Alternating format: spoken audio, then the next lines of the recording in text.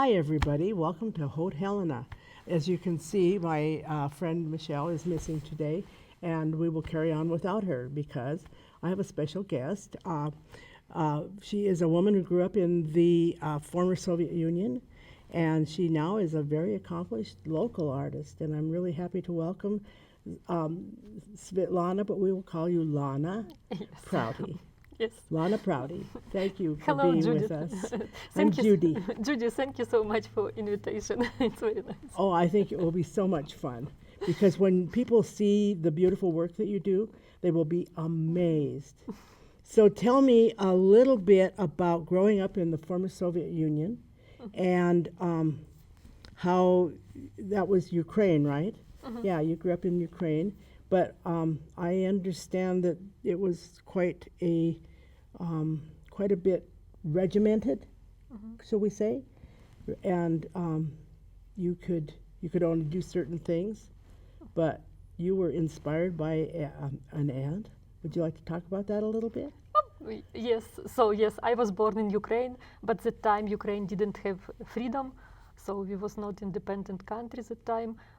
Ukraine was part of Soviet Union, so it was a very different life than you can even imagine probably. Very gray, no bright colors, right? Oh, you are right. Yes. You are right, but also not only, you was limited not only with colors, you was limited even with some simple things. For example, we like kids, we wanted to have some, for creation, for example, some things like paint, pencils, and it's always was very difficult to get it. And when we was lucky, we always, I remember this my feeling, like I had it and it was real treasures. Yes. So, and even now, I should tell that when I buy new supplies for my art, for me still now it's a treasures. I work always very careful with my art supplies. I like have everything in right order in my studio. Yes. So because everything came from the childhood. Oh, sure. But I had very creative family, so my parents always supported all my art efforts. So I could learn a lot interesting things when I was a child. So I mean, not everything was like completely bad. Was a lot nice things. Sure. Yeah. So, and family, of course, is so important. Yes, in my family, all women is very creative. My mom likes sewing. My grandmas like it, make embroidery. So I grew up always with interesting things around. Oh, that's wonderful. And you talked about when you were just a very little girl, you went to visit an aunt. Oh, yes. Who was a painter, an artist? Yes, first time I met her when I was probably 4 years old, and she bring me a coloring book, and also she bring, I think, a watercolor paint, and she start put this bright, I remember purple, red watercolor, and I saw how this watercolor just move on the paper and just change everything. Yes. It's completely changed my world because, you know, I think I just realized how powerful can be art, how powerful can be color.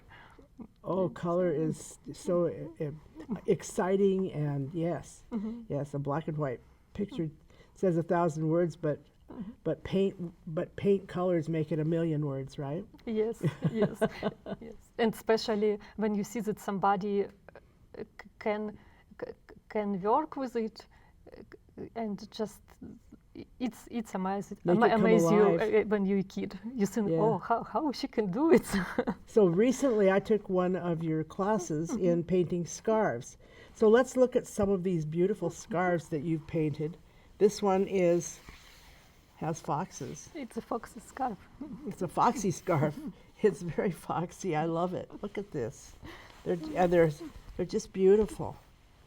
Isn't he wonderful? I work with professional silk dyes.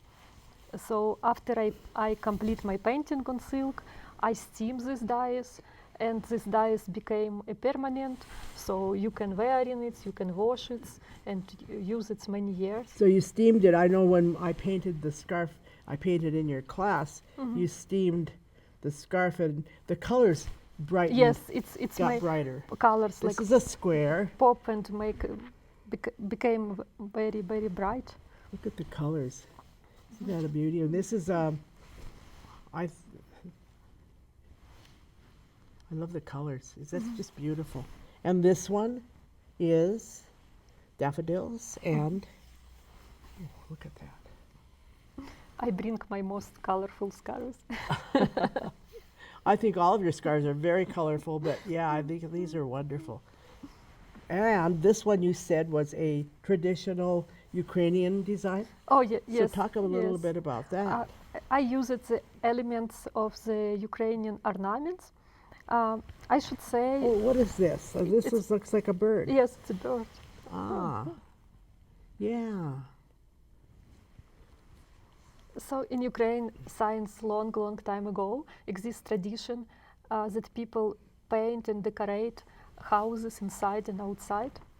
And also people use a lot decoration in clothing, especially I talk about old traditional clothing. It's always was a lot embroidery. It's always was used really bright colors. And this is what is interesting. It was not only to make things beautiful, it's also people put a lot information in these ornaments. So all these things is talking and have a meaning. Telling a story. So this little bird is something that is found in Ukraine? Oh, yes, I use it. It's from traditional paintings, very old. I just use it elements and create something modern. And you did paintings of the, and you do so many angels. Yes. Your angels are just beautiful. This one, I love the red hair. I see bleeding hearts. Yes, and these bleeding hearts I have in my garden. And these flowers just gave me idea of this painting. I love because the bleeding heart flowers. It's mostly first flowers in my garden in spring. Yes. They like shadow when it's not very warm. So and I have a very big, nice plant.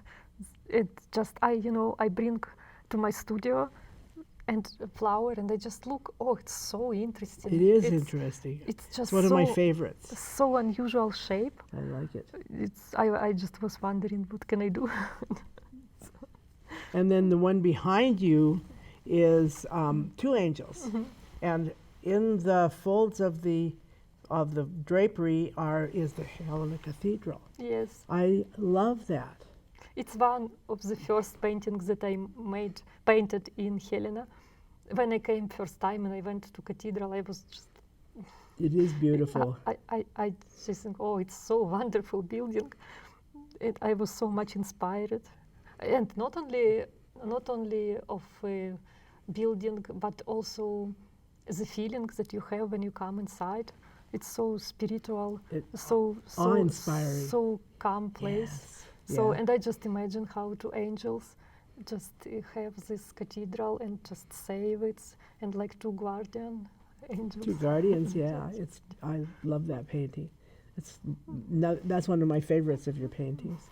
And then where is the other painting we put? It's right here. Down in front. Okay. Can you talk a little bit about that one? Oh, this is my last painting. The latest? Yes, the latest. So it's also like not very sophisticated story. My friends has a beautiful apple tree in garden, and also they have a deers who came to eat this the apples. So, and my friend, she just took a photo and sent me a photo of this tree. And I see the deer. And it was so nice color. A lot little red apples. And just I don't know how it's then creates to completely different painting. Oh, it's beautiful. The faces, your faces are beautiful too. I like them. So, that one is called Apples. Apple garden. Apple garden. Okay, I love that. And those are all available at This too is Mountain Sage. This too, it's my painting from my home. Oh, it is from your home. Okay. My husband doesn't want to sell it. I don't blame him. They're some of my favorites too. It's his also. Yeah. So Didn't you do cards with that one? yes, I do, because people ask me so Yes. often, and I am not feel like a paint a copy of my paintings, and people ask me, so I start Yes, and I think print I a bought little. one of those cards because they're so beautiful. Yeah, I love it. So I like the bright colors and the scope of your work. So tell us about the media that you've worked in. I know that you worked with painting on linen, painting garments. Is that true? Or silk? Right now I mostly work with silk. Yes. But time ago, when I lived in Ukraine, I created a collection of linen clothing, because for Yes. Ukraine, linen is a very natural fiber, very natural fabric. People like very much this like eco fabrics, something really close to nature. So I created clothing and painted, decorated, and it was very popular. But you never stop create something no, new. you always so go on to something new. I start getting more and more ideas about paintings, and I start paint, and just art just took me from design. So then you went to canvases and Yes. and painting on silk. And what other things did you work in? I decorated home my furniture. I create different. Painted furniture. Oh yeah. yes, I Of love. course, any surface that could be painted. Yes, it should be painted. Yeah. Sometime I buy an old furniture which people think doesn't alive anymore. Yeah. So and I just like. And then you make clean it come to life. Yes, I like it Yes. very much. I love that. So you have your work at Mountain Mountain Sage Sage Gallery, and you're teaching on occasion in the back room, which I think was just a wonderful space. Yes. Also, my teaching came also because people start ask me about my silk painting process. They was interested how it's going. They was interested if they can complete their own piece. Yes. So I think, okay, I can buy a little bit more supplies. I can try. Sure. So and It was fun. I really enjoyed it very much, and I think the people who took the class yes. enjoyed it too. I'm surprised at how I enjoy, and I should tell, when you share your knowledge, you receive probably even more than your students. I think that's true. This I've found that when I've taught classes. This exchange of energy. Also, I get some ideas. I love your idea how you created the colors. dark red background Yeah. with this light yellow roses. It just was. I don't think there was a failure in the whole class. Everyone had a beautiful scarf when they were done, but I loved the combination I did. Yes. And I don't know that I could ever mix it up again, but it was fun. So next class will be more complicated. People ask me paint a landscape, some nice landscape with trees. Oh, on the silk? Yes. Ooh. So Ooh. I already prepared 2 pieces, because first I need to try myself how it works. So I made it will be like a little. It will be not wearable art. It will be like a wall decor. Oh. Just a little one. Mm-hmm. So you can put. First you need to come to paint it. Yeah. Sounds like then fun. you can decorate your house. So when are you doing that? It will be January 25 at Mountain Sage Gallery. So it's coming up. Yeah, that would be fun. Okay, so let me see. Talk about the artists who've taken your classes. I'm sure you've met some artists who were excited, but exciting to you too. So you find that when you meet a new artist and you learn their work, that you cross-pollinate like we did with you, like the color combination that I did. So it's a new combination for you. But I find that when artists get together, I call it cross-pollinate because we inspire each other. Oh yes, especially it's interesting how different works the professional artist, because I had in my class, and also it was people who probably didn't paint since they was in the middle school. Right. And interesting artists, they feel more free. they try to express their emotions on silk and doesn't worry very much about medium, how it works.